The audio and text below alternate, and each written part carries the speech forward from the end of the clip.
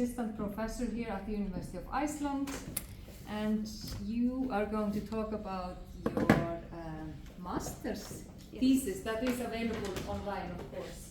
Yes, it's on Skemma. Yes, skemman.is.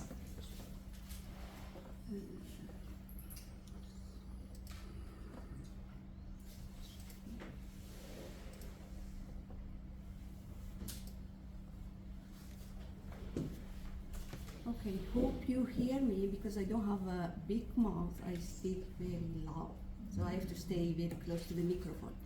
The microphone's there. Is there? Oh, okay. Thank you. So I can stay. I can move a little bit. Okay, my name is Susan, and I have to tell you where I am from and when I came to Iceland. I'm from Kurdistan, north part of Iraq. I moved to Iceland 23 years ago. I came here through family reunification program, and what I present today is actually the findings of a study that I did 10 to 11 years ago. But you might ask why I'm presenting it again, simply because I am going to do or repeat the same study again with a broader population. Back then, when I did the study, the percentage of the immigrants and refugees were 8%. Today we have 18. So it's necessary to do the same study and to see the participation, but I've been teaching this population somehow, but I see the participation increased. So I have to see the results today. The aim of my study was to highlight factors which impede participation and successful completion of courses among women from Middle East in lifelong learning courses. I focus on lifelong learning courses, whether it's language course, computer course, knitting course, or whatever. And to investigate how best to meet the various needs of these women, to enhance their access to the community in order to establish a safer community for their children and their descendants, which allows for the integration for both the existing and the new culture. The objective of my study was to explore diverse needs of women in this group, how it can be met, how their education can be improved, and how their educational access to increase the possibility of them being active participants in the Icelandic society. The reason behind doing this study, actually, when I moved to Iceland, I started to take courses, I think 2 or 3 days after my arrival. So I took different courses in Amsterdam, then Mimir 5 courses, then University Icelandic as a second language. Sorry, in all of those courses, I don't hear very well. Can you speak a little bit louder? Yeah, okay. Please, In it's very all of interesting. in all of those courses, for example, I found there are very few or no women from that part of the world taking part. Also at the university courses. By the way, I forgot to tell you that the supervisor of my study was Rafik Hama. And also the discussion on that in international level, that it was an emphasis on what individual needs, so as to be, to be active participant in the society. One of them was to be able to express themselves in their own language and in the foreign one. Studies that have been done until now also showed, and in the result of these studies indicated that there are a limited number of women from that part of the world take part in the lifelong learning here in Iceland. My question research was, how do women from the Middle East explain their limited participation in lifelong learning activities in Iceland? So I wanted to hear from the women themselves. I didn't go to the policy. The method that I did was qualitative study. 8 women took part. Their ages were from 30 to 55. Data collection started from October 2011 to 2012. You see that it takes a long time, and I will tell you how difficult it was to find the participants. I got written consent from all those women, and I also took the interviews in 3 different languages: Arabic, English, and Icelandic somehow. And the Kurdish one, actually. 8 women there were 4 refugees and 4 immigrants. I mean, this was volunteering because that's whom they moved, I mean, by themselves, whether to get a job or not. It was difficult getting participants. I advertised everywhere. I advertised in the lifelong learning centers, university, in the, what is called labor market, and then we have minimalistoping, yeah.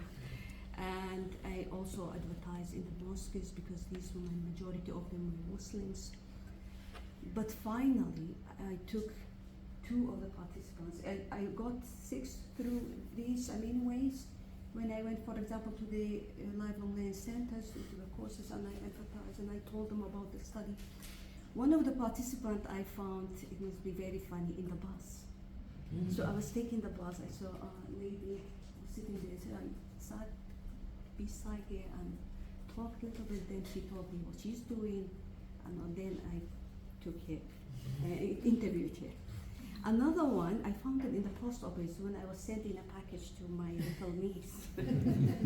So, this is the way, maybe it's cultural also, we can talk to everyone. So this is the way that I found, this 6, it was really difficult to find 6 to all. 8 people to take part in the study. And 6 of the interviews took place in the Greater Reykjavik area and 2 in the countryside.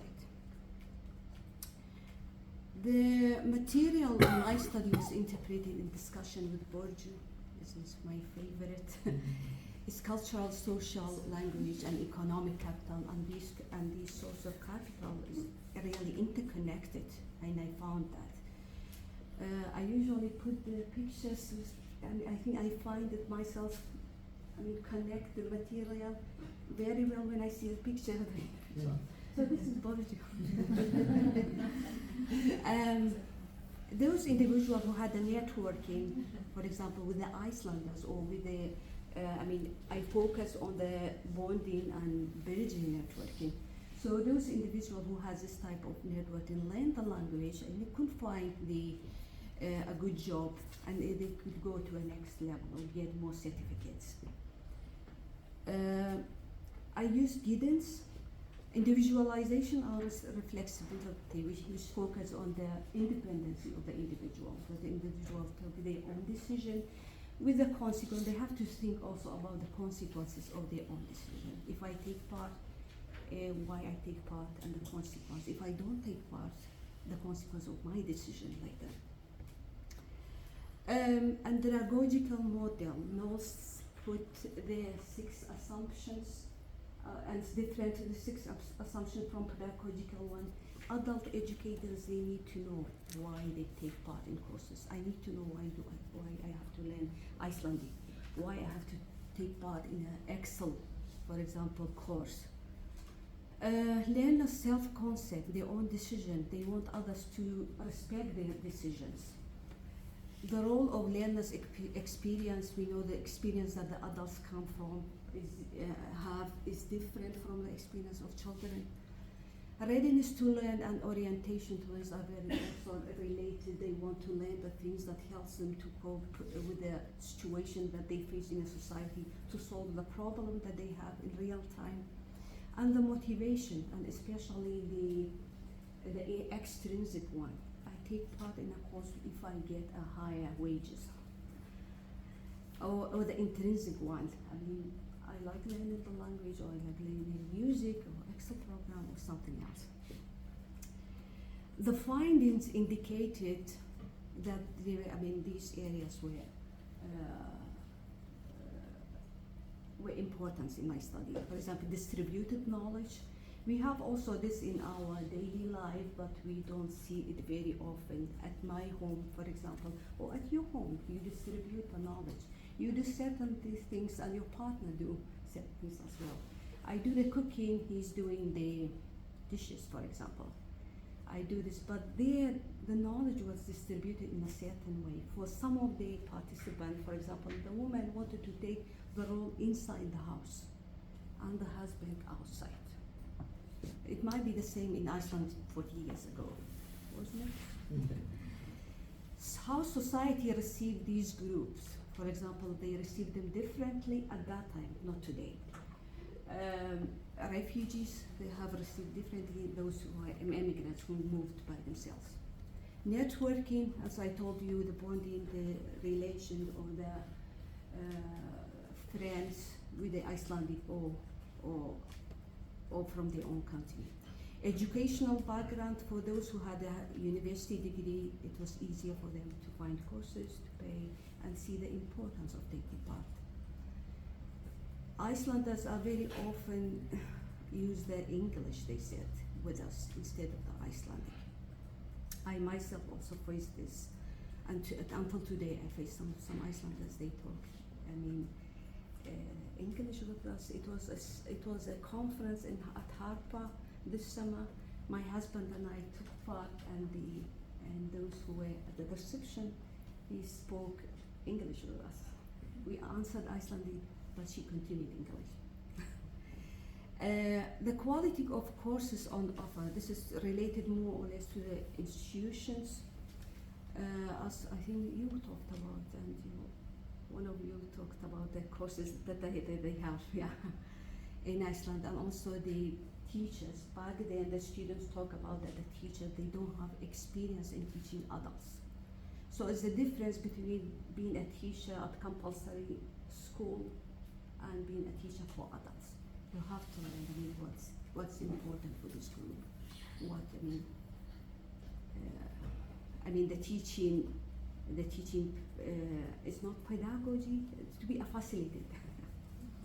And there were also some standard reasons that adults talked about that. I don't have time, for example, this was one of the standard reasons.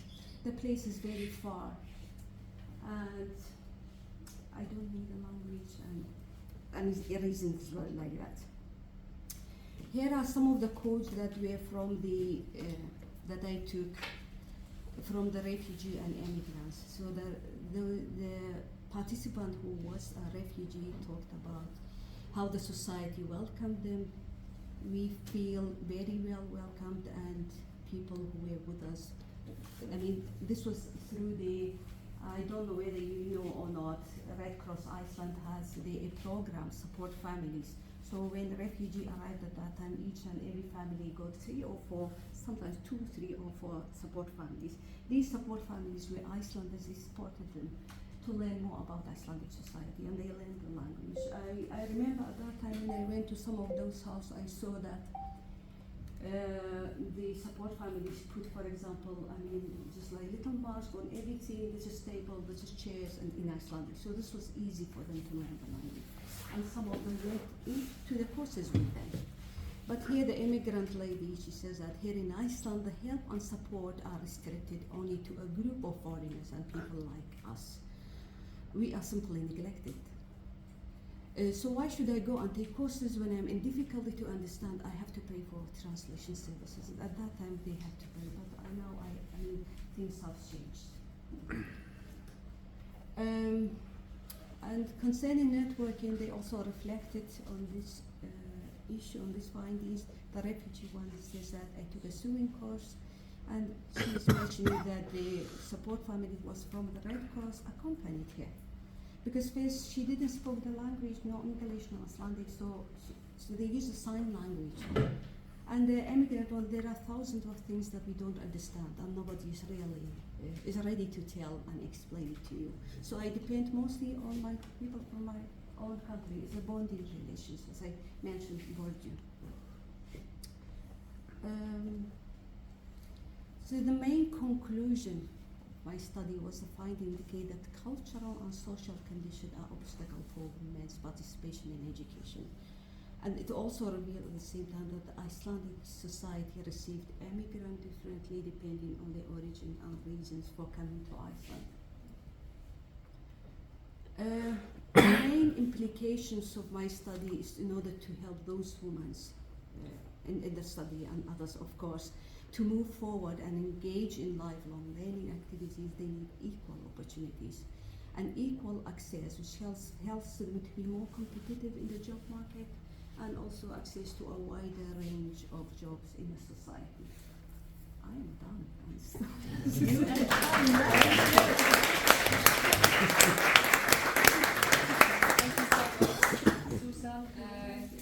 any questions?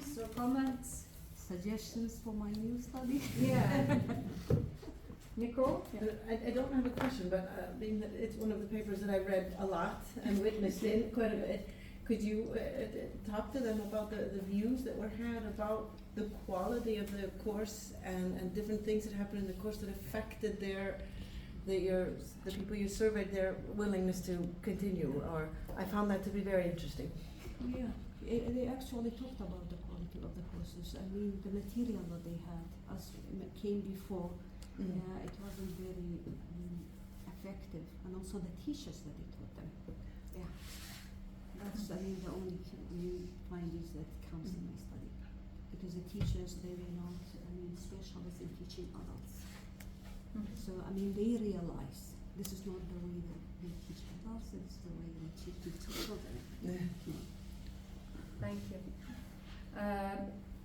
Any questions from the Nothing online yet, no? online? Okay.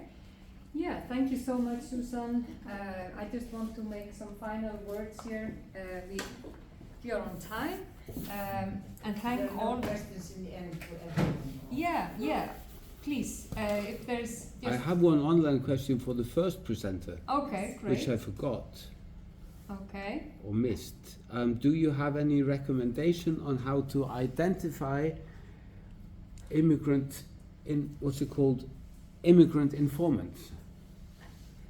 I think no, because it's part of this informal networks. So it's just, I think if you know, for example, if you work at the Freisemesters, let's say in Isafjorda, you will probably know this person anyways, right? So I think it's more like this. You already know the people. Of course, you could also make an open call, where for let's say a buddy system or something, and people would respond to it. So People direct each other too. yes, exactly.